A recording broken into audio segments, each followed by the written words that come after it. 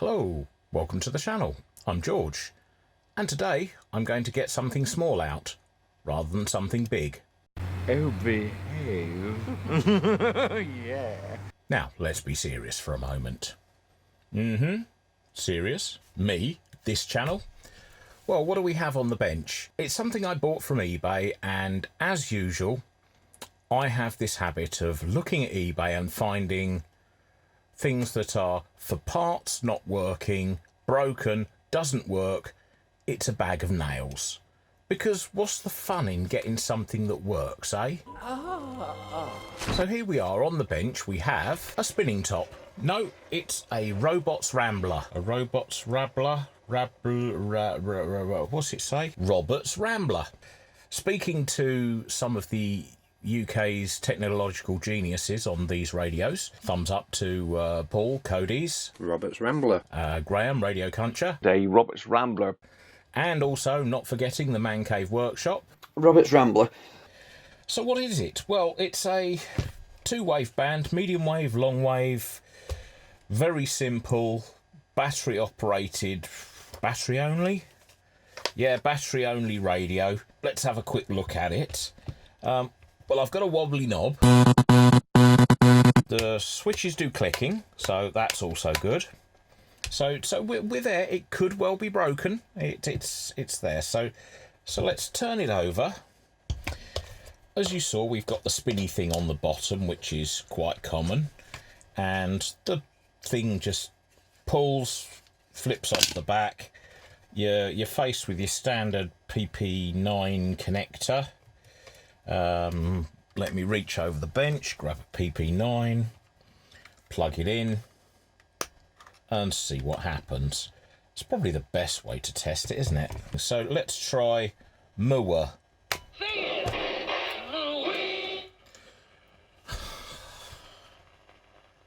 This is just not on. It's working.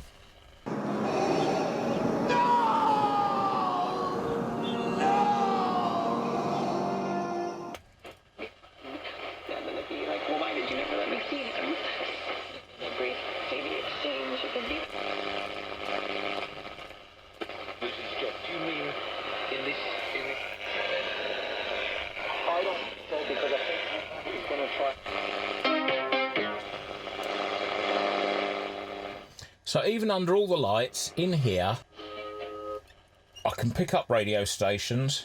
Let's try long wave.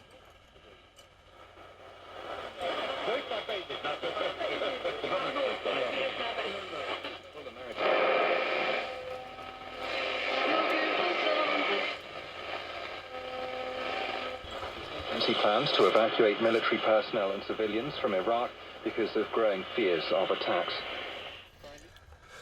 So, yeah, it works. So that was a quick video, wasn't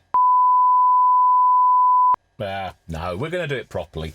So we know it works, but switches could probably do with a clean. The case is a touch mucky. There are a couple of nicks in the Rexine, whatever plastic covering you want to call it. The pouch is pretty shiny. Bit of grime and grunge on it. It looks like it's been there. The handle itself, let's have a look at the handle. The stitching's fine. There's a bit of muck on it. It could do with a clean up. The thing I want to do is obviously look at this this knob and find out why I've got a floppy knob. So let's see if we can take, oh, it comes off. Takes off the knob. Come on then, pull me knob off. There we go. And there's the spring. It does actually have a broken bit of plastic there because it's overly tight, so I'll have to super glue that back together. Now, to get the rest of this apart, we need to take the battery out. Looks like we get some free dead spider in there as well, which is always pleasant to find. And we need a Phillips screwdriver. So let's just undo these two screws. As you can see, there's one there, and there's one his side, and then that should just push out of the top like so. So there we are, one mucky bit of trim, Another mucky bit of trim. Let's take the dial plate off, because that could do a clean up. There's a bit of muck in the bottom of here. Let's have a look at my pot.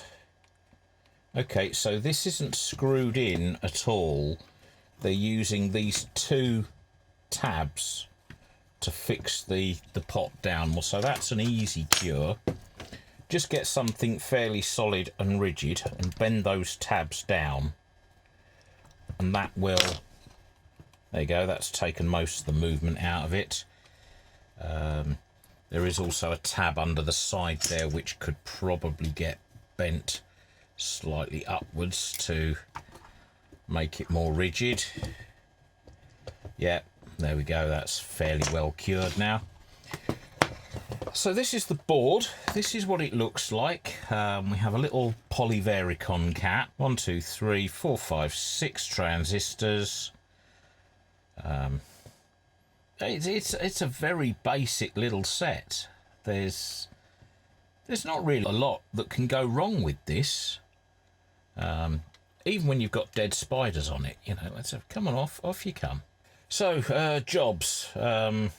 Quick brush, so we shall get the brush of cleanness, give it a quick brush over, and see what else we've got to do. Okay, so what you're going to need is a heavy duty wire brush. No, you're going to need a paintbrush, a soft paintbrush, and just give it a rub down. Basically, that's all it's going to need.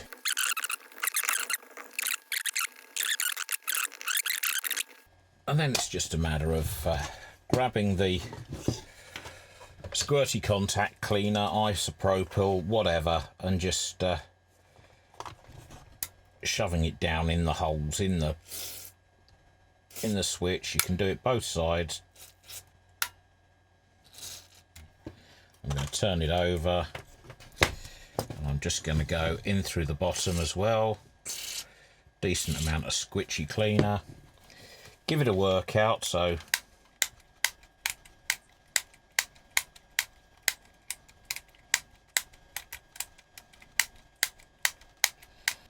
we've just played the keys a little bit. We'll clean that up a little bit with a bit of cloth in a bit. I'm also going to squirt inside the volume control, just to make sure that it's not there we go. Oh, that's instantly freed up. That's gone from being quite tight to fairly loose, which is nice. So what really actually needs to be done to this? Well, nothing. We heard it working. Now, do we change the capacitors? Do we need to change the capacitors? It worked. Sounded okay, had plenty of volume. We'll just get a bit of cloth, and any old cloth, we can wipe up anything that's gone on this bit of blue plastic here. We can clean the side of these switches.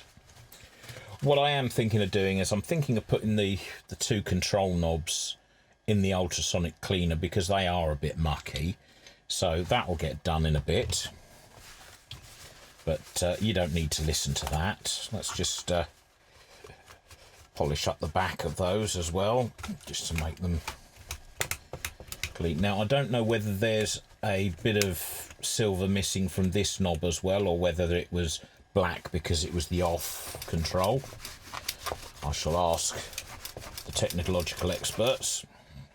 And for the front panel, you know, do I want to do anything harsher than well, just rubbing it down, really? You know, it's dirty. I'm not going to put any chemicals on this backside here, because that would probably damage this painted coating. But I'm going to use some of the this very dangerous chemical, dihydrogen oxide. There we go. And you just dip your cloth in it and do what they call washing.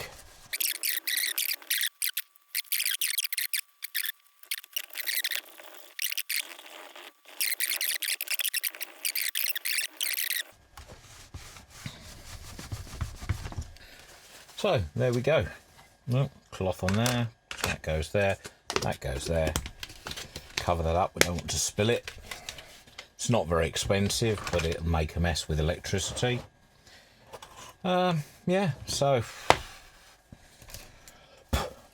let's just put it back together, I think, now that we've cleaned it up. So that goes there. That goes there, that goes there. Speakers at the front, widget in the box.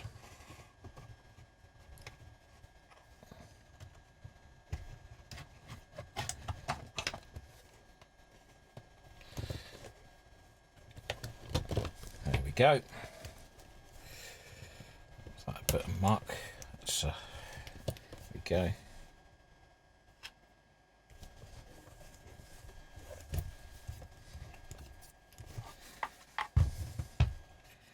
And as it was before, we just get the screwdriver.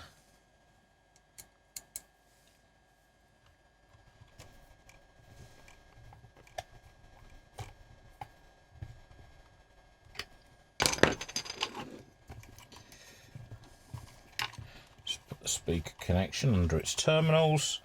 Get the battery back again.